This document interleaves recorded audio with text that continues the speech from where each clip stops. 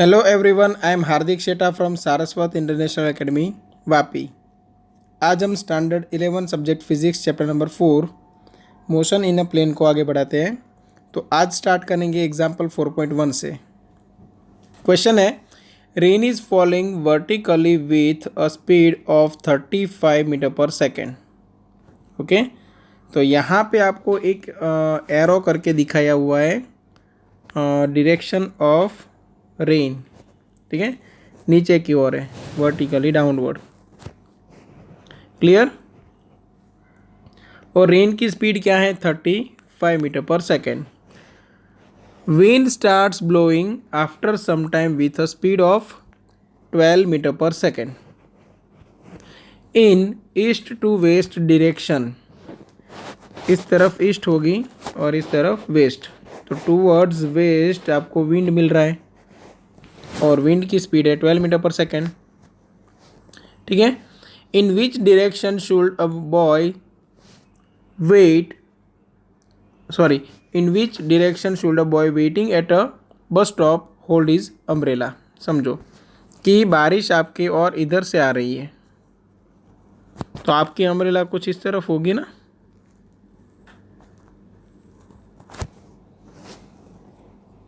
तभी तो आप भीगने से बच जाओगे।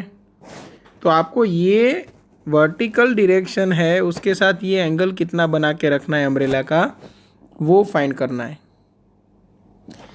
तो रेन और जो विंड है, उन दोनों की जो रिजल्टेंट डायरेक्शन है, उस डायरेक्शन में ये रेन मतलब जो पानी है वो गिरने वाला है, और उसके एग्जैक्ट ऑपोजिट डायरेक्शन में आपको क्या रखना है? अम्ब्रेला। क्लियर। तो यहाँ पे डायग्राम दिया हुआ है। सिंपल सी बात है कि जो रिजल्टेंट वेक्टर है आर, वो किससे बना हुआ है? ये वी आर और ये वी डब्ल्यू से।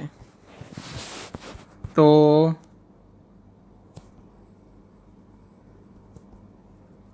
मैग्नीट्यूड ऑफ आर आपको कैसे मिलेगा? मैग्नीट्यूड ऑफ आर आपको मिलेगा under root V R square plus V W square. तो under root 35 square plus 12 square, तो आर आपको मिल जाएगा 37 मीटर पर सेकेंड। मतलब वो जो जगह है वहाँ पे रिजल्टेंट स्पीड है रेन की, वो बन गई 37 मीटर पर सेकेंड।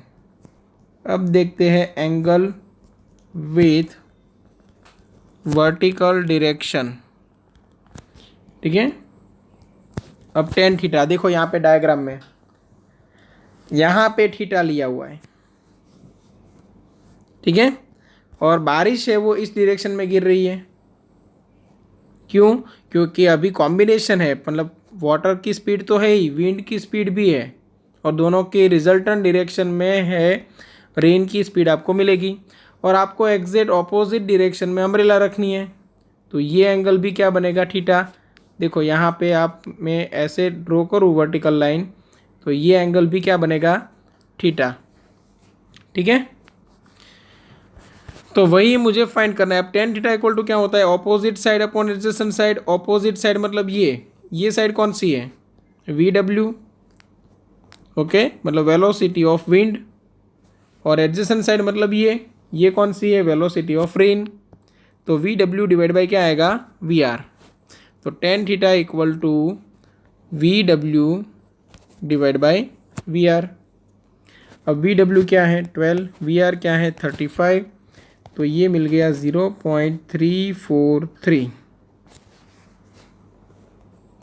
ये क्या मिला? Tan theta. तो आपको थीटा चाहिए तो क्या करना पड़ेगा? नेचुरल टेन की हेल्प लो। ठीक है ना, लॉग टेबल में नेचुरल टेन नाम का एक पेज होगा, नेचुरल टेंजेंट्स। ठीक है, उसमें आपको ये वैल्यू ढूंढ के निकालनी है 0.343, और उसके लेफ्ट हैंड साइड पे एंगल लिखा हुआ होगा 19 डिग्री प्लस सम मिनट भी होगा। ठीक है, बट अप्रोक्सीमेट यहाँ पे टेक्स्ट बुक में एंगल लिया हुआ है, इसलिए मैं भी यहाँ पे अप्रोक्सीमेट लिख रहा हूँ 19 डिग्री। और लास्ट में आपको स्टेटमेंट लिखना पड़ेगा, therefore the boy should hold his umbrella in the vertical plane at an angle of about 19 degree with the vertical towards east। towards east क्यों कहा? क्योंकि अम्ब्रेला रखनी है ये डिरेक्शन में, समझना, और ये वर्टिकल डिरेक्शन है। बॉय तो नीचे खड़ा होगा ना यहाँ पे, तो उसके लिए ये वर्टिकल डिरेक्शन है, और यहाँ से ये डिरेक्शन में एंगल बनाना है थीटा, मतलब राइट हैंड साइड की ओर, मतलब ये डिरेक्शन कौन सी है? ईस्ट। इसलिए कहा है कि अम्ब्रेला को 19 डिग्री पे रखना है, वर्टिकल के साथ एंगल बनाना है, और वो भी टूवर्ड्स ईस्ट। ओके, ये हो गया फर्स्ट क्वेश्चन का सॉल्यूशन। यहाँ पे जो मैंने स्टेटमेंट बोला वो यहाँ पे लिखना है आपको, और टेक्स्ट बुक में भी दिया हुआ है, तो कोई टेंशन नहीं है। Example 4.2, find the magnitude and direction of the resultant of two vectors A and B in terms of their magnitudes and angle theta between them. ठीक है, तो ये है method of parallelogram for vector addition. ठीक है, तो दो vector मैं यहाँ पे ड्रॉ कर देता हूँ सबसे पहले।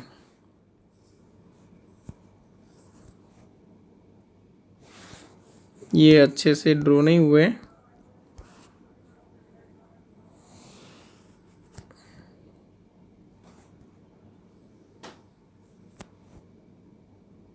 ओके।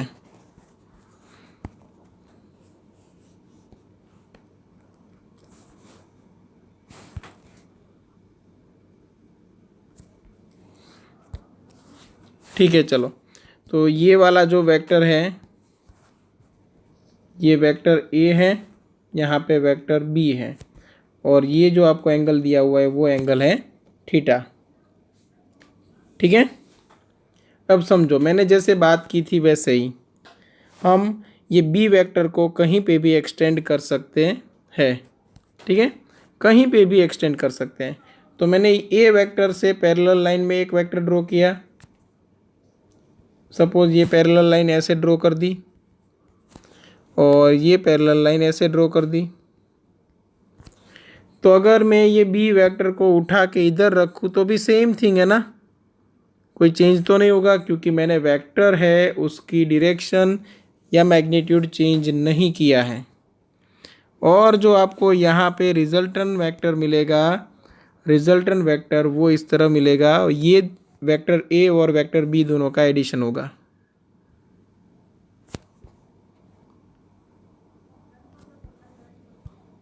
ठीक है, तो रिजल्टेंट वेक्टर को हम नाम दे देते हैं आर वेक्टर।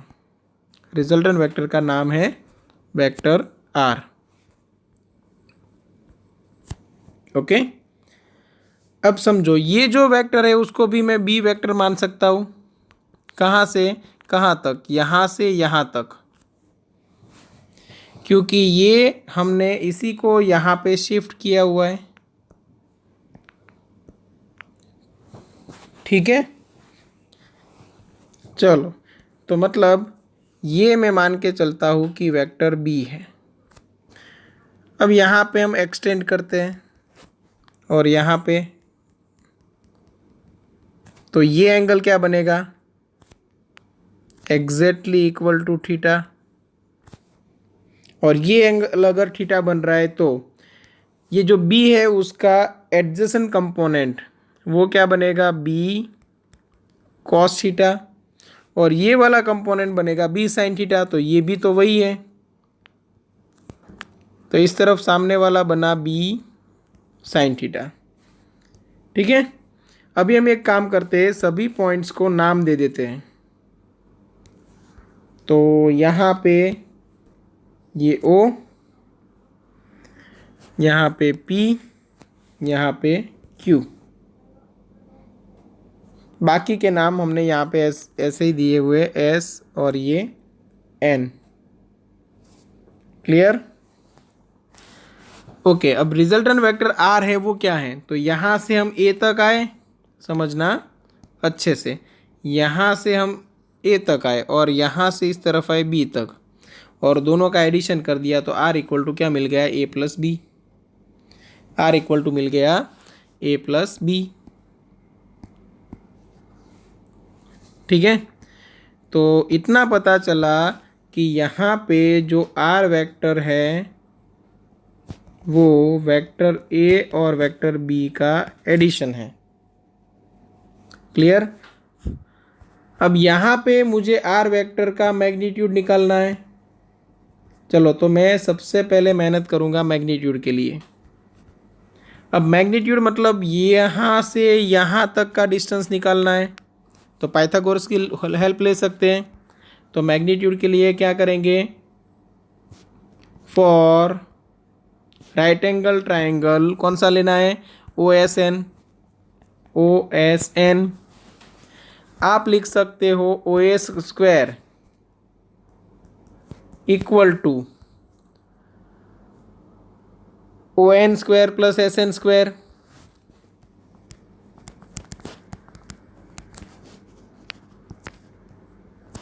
मैग्नीट्यूड निकालना है ना, मैग्नीट्यूड मतलब आपको यहाँ से यहाँ तक का डिस्टेंस चाहिए।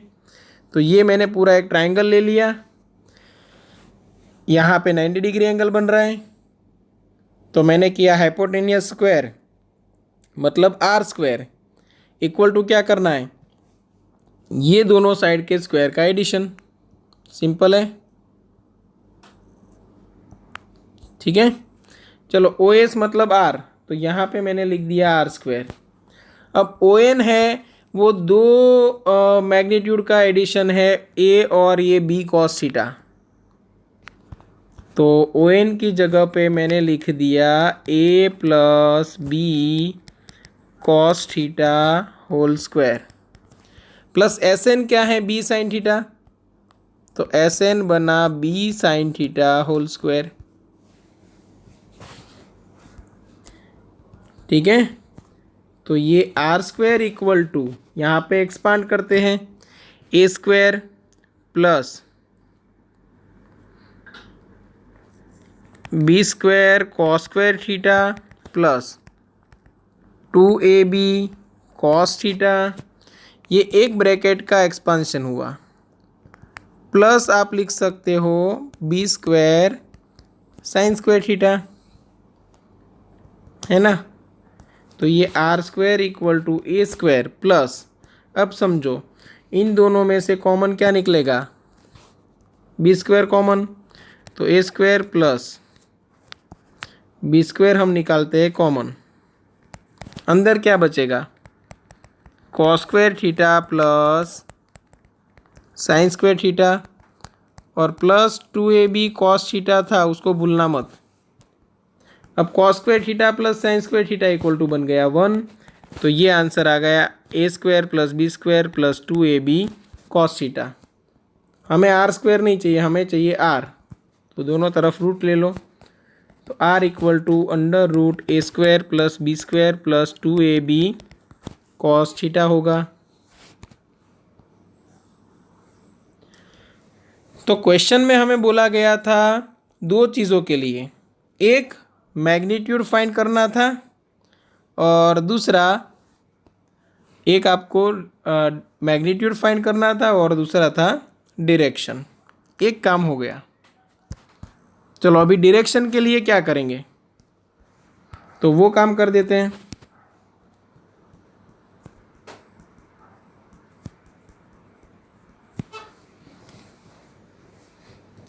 अब डायरेक्शन के लिए हमें रिजल्टेंट वेक्टर है उसका कहीं ना कहीं एक रेफरेंस लाइन से एंगल लेना पड़ेगा, तो हम लेते हैं एंगल ए से, सपोज एंगल बनता है अल्फ़ा।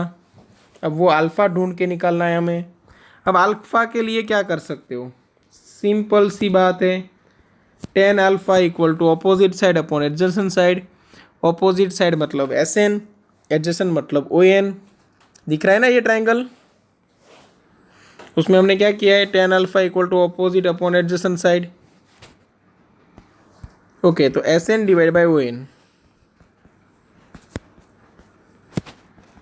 अब एस एन क्या था, B sine theta, B sine theta, और ओ एन क्या था, यहाँ से यहाँ तक का डिस्टेंस मतलब ए प्लस बी कॉस थीटा, तो ये बन गया बी साइन थीटा अपॉन ए प्लस बी कॉस थीटा।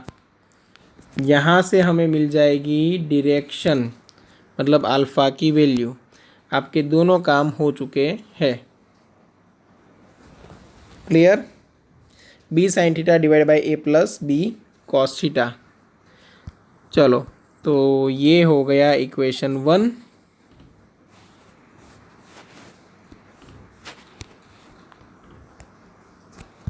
और ये है इक्वेशन 2। ठीक है, हमें जो काम बोला गया था वो हो चुका है। मैग्नीट्यूड प्लस डायरेक्शन ढूंढना था, हमने ढूंढ निकाला। अभी जो एक्स्ट्रा काम करना है, जो एग्जाम्पल में दिया हुआ है, वो फिनिश करते हैं। हमें यहाँ पे साइन लॉ है वो प्रूव करना है, लॉ ऑफ साइंस।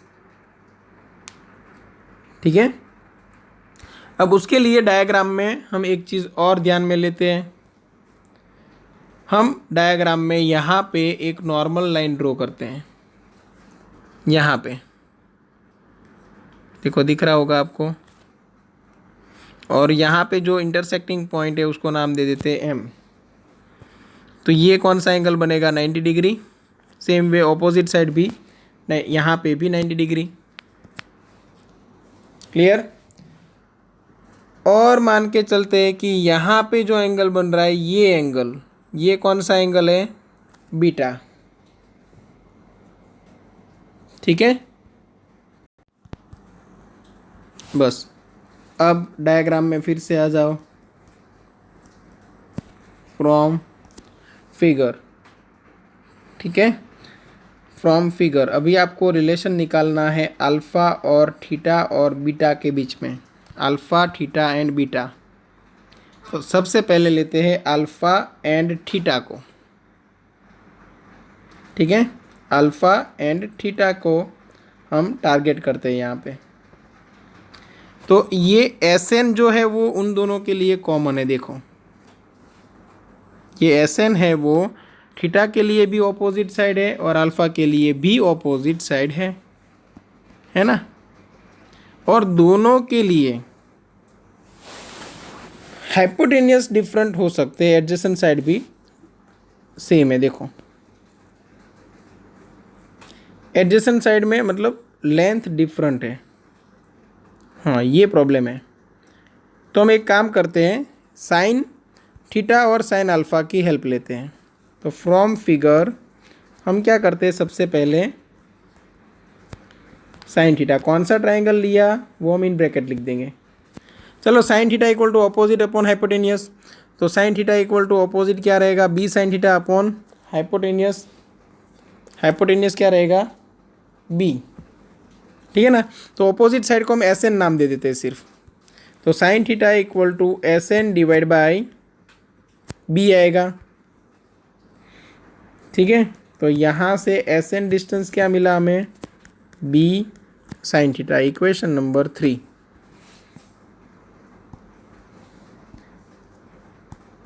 ठीक है, फिर हम दूसरा ट्राइंगल लेंगे फ्रॉम ट्राइंगल। चलो, यहाँ पे भी हम नाम लिख देते हैं फ्रॉम ट्राइंगल। कौन कौन से लिए हैं हमने? तो यहाँ पे एक ट्राइंगल लिया है पी एस एन, तो यहाँ पे मैंने नाम दे दिया पी एस एन। और यहाँ पे दूसरा ट्राइंगल हमें इतना बड़ा लेना है। कौन सा है ट्राइंगल? देखो, तो ओ एस एन। चलो ले लेते ओ एस एन। अब यहाँ पे भी साइन की ही हेल्प लेनी है, इसलिए मैं ले रहा हूँ sine alpha equal to opposite side मैंने कहा था सेम है एस एन, और हाइपोटेनियस है वो यहाँ पे बन जाएगा आर। ठीक है ना। देखो, ये अल्फ़ा के लिए, ये अल्फ़ा के लिए ये ऑपोजिट साइड एस एन, और ये जो हाइपोटेनियस है वो क्या बनेगा? पूरा डिस्टेंस मतलब आर, रिजल्टेंट वेक्टर। तो यहाँ पे बनेगा वो S N equal to R sine alpha बनेगा, इक्वेशन 4।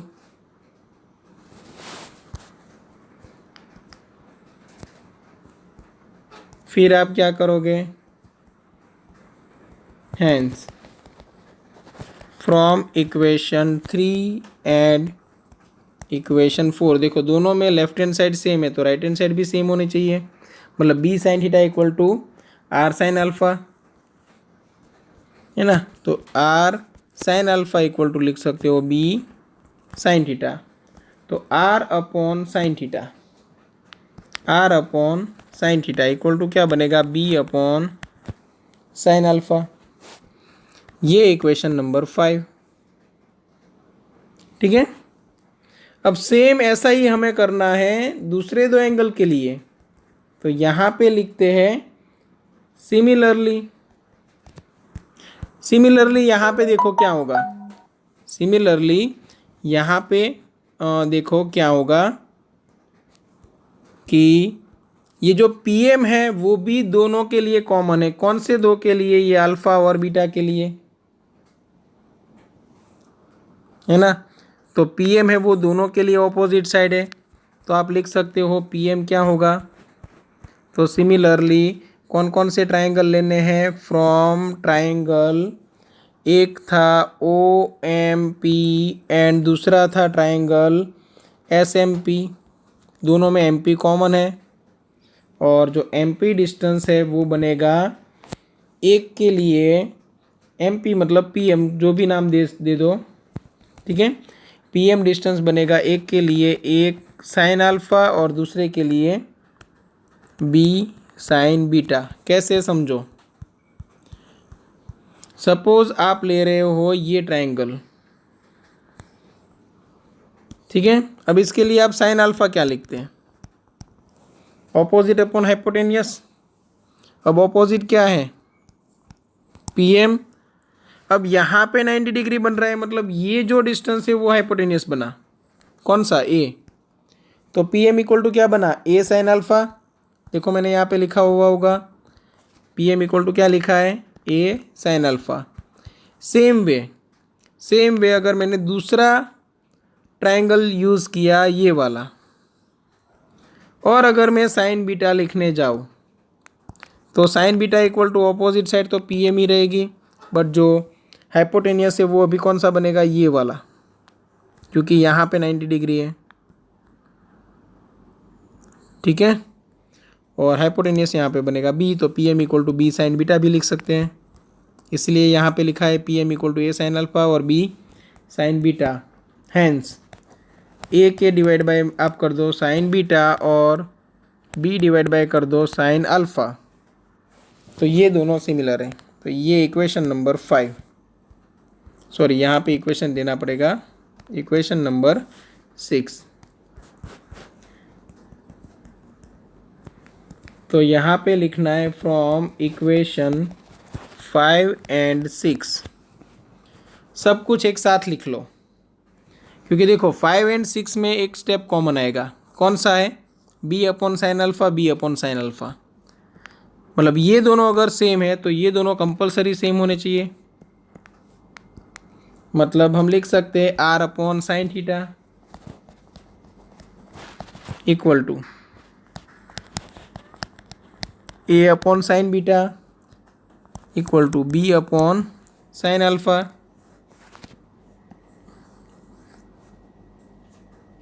ठीक है। तो ये जो हमें मिला इसको बोला जाता है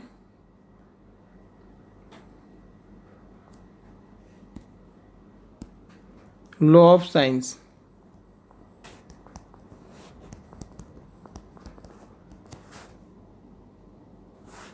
ठीक है। चलो यहाँ तक क्लियर है। और ये जो हमें मिला इसको बोला जाता है लॉ ऑफ कोसाइंस।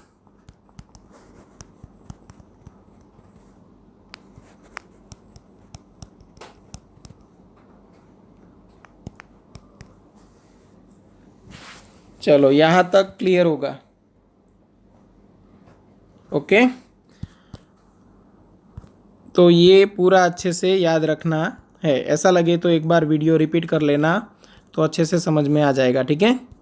और फिर भी कोई डाउट है तो आप एनी टाइम कांटेक्ट कर सकते हो। अब आगे बढ़ते हैं एग्जाम्पल 4.3। आपको बोला गया है कि अब motor boat is racing towards north at 25 kilometre per hour. ठीक है, अब हम सबसे पहले क्या करते हैं, डायरेक्शंस ड्रॉ कर लेते हैं।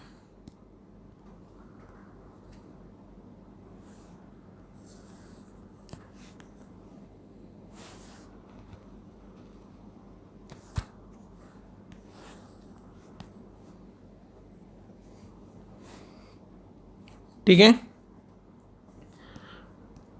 मोटर बोट के लिए कहा गया है कि 25 किलोमीटर पर आवर की स्पीड से ये डायरेक्शन में जा रही है टूवर्ड्स नॉर्थ। अब ये है नॉर्थ, तो ये ऑपोजिट साउथ, इस तरफ आएगा ईस्ट और इस तरफ आएगा वेस्ट। तो यहाँ से यहाँ तक आपको दिया हुआ है मोटर बोट की स्पीड का वेक्टर टूवर्ड्स नॉर्थ। वो वेक्टर को हम नाम दे देते हैं वी बी वैक्टर। ठीक है, और वी बी आपको दिया हुआ है 25। And the water current in that region is 10 kilometre per hour in the direction of 60 degree east to south. East to south की ओर 60 डिग्री पे है वाटर करंट, और ये एंगल आपको दिया हुआ है टेक्स्ट बुक में 60 degree. Clear? Find the resultant velocity of the boat. अब उसके लिए हमारे पास दो तरीके हैं रिजल्टेंट वेलोसिटी फाइंड करने के, और वो आप करो तो भी चलेगा और हम थोड़ी अलग मेथड कर ले तो भी चलेगा। अब वेलोसिटी ऑफ करंट, किसका करंट है, वाटर करंट है। ठीक है ना, मतलब वाटर की स्पीड वो कुछ इस तरफ है, 60 डिग्री एंगल पे है।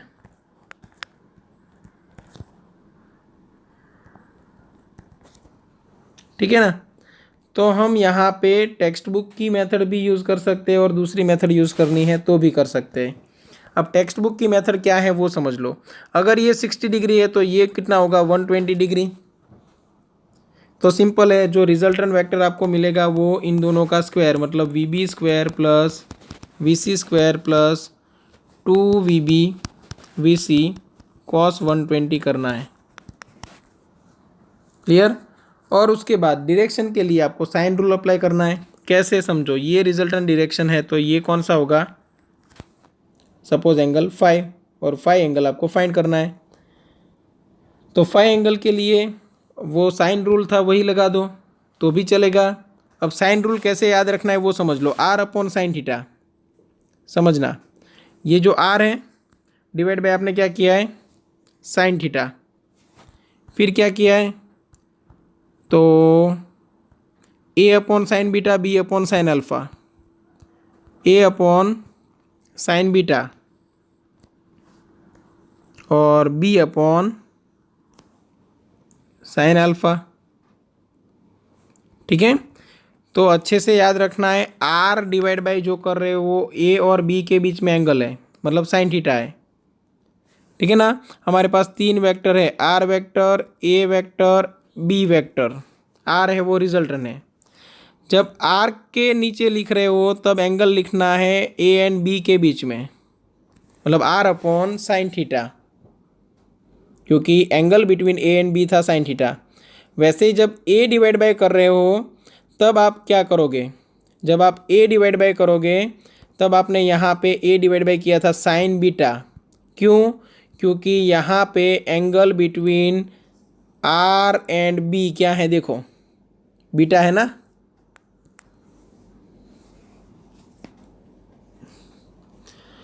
उसके बाद ये याद रखने के लिए बोल रहा हूँ, जब आप बी लिख रहे हो तब आर एंड ए के बीच में एंगल कौन सा है, अल्फ़ा, इसलिए बी डिवाइड बाय आप कर रहे थे साइन अल्फ़ा। ठीक है, उसी लो का यहाँ पे यूज़ कर लो तो भी चलेगा कि यहाँ से मैग्नीट्यूड तो मिल गया।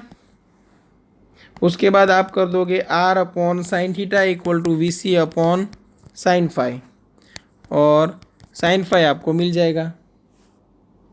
बट उसके लिए आपको साइन रूल याद रखना पड़ेगा कंपलसरी, और अगर साइन रूल याद नहीं रखना है तो हम यहाँ पे दूसरी मेथड कर लेते हैं, वो भी चलेगी। ठीक है, अब उसके लिए क्या करना है समझो, ये सब कुछ नहीं, आपको ये जो VC है उसके दो कंपोनेंट ले लेना है, एक इस तरफ एक नीचे की ओर। नीचे की ओर आएगा वो वी सी कॉस 60 और इधर आएगा वो वी सी साइन 60। ठीक है ना। अब एकदम इजी है, वेलोसिटी का x कंपोनेंट ढूंढ निकालो। तो x डायरेक्शन में एक ही वेलोसिटी है, कौन सी? V C sine 60, V C sine 60। अब वी सी की वैल्यू क्या है? वी सी की वैल्यू है 10 और साइन 60 मतलब √3/2, मतलब ये आ गया 5√3v का x कंपोनेंट आपको मिल गया 5 into √3 kilometre per hour. Same way y component निकालो। चलो वेलोसिटी का y कंपोनेंट क्या बनेगा डायग्राम से? तो दो है वेलोसिटी y डायरेक्शन में, एक है vb और एक है vc cos 60 और दोनों अपोजिट है, इसलिए vb माइनस क्या करना है vc cos 60, मतलब ये 25 माइनस 10 इंटू कॉस 60 मतलब 1/2, तो ये बचेगा 15 किलोमीटर पर आर। ये आपको क्या मिल गया? vy। अब आपको रिजल्टेंट वेलोसिटी निकालनी है। अब तो हमने परपेंडिकुलर कंपोनेंट ही ले लिया है, तो v इक्वल टू आपको क्या करना है? सिर्फ और सिर्फ vx² प्लस vy²। अब vx² क्या होगा? तो vx है 5√3, तो उसका स्क्वायर करो, और vy है 15, तो 15 का स्क्वायर करो। ठीक है। अब 5√3 का स्क्वायर मतलब 75 होगा, और इधर ये 225। ओके, यहाँ पे ये 20 आएगा और इधर भी 20 का स्क्वायर आएगा, तो ये आपको अप्रोक्सीमेट मिलेगा 22 किलोमीटर पर आर। ठीक है, ये रिजल्टेंट वेलोसिटी आपको मिल गई, आपका आंसर आ गया। अभी आपको डायरेक्शन ढूंढ निकालनी है, तो डायरेक्शन के लिए आप ले सकते हो tan theta equal to vy divide by vx। Okay, vy मतलब 20 और vx मतलब 5√3, तो ये 4 डिवाइड बाई √3 होगा। ठीक है, और 4 डिवाइड बाई √3 करो तो आंसर आएगा 2.312। ठीक है, 2.312।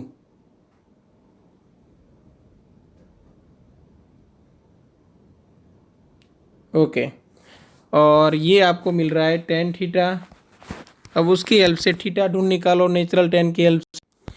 तो ये tan इनवर्स कर दो तो आपका आंसर आएगा 66.6 डिग्री।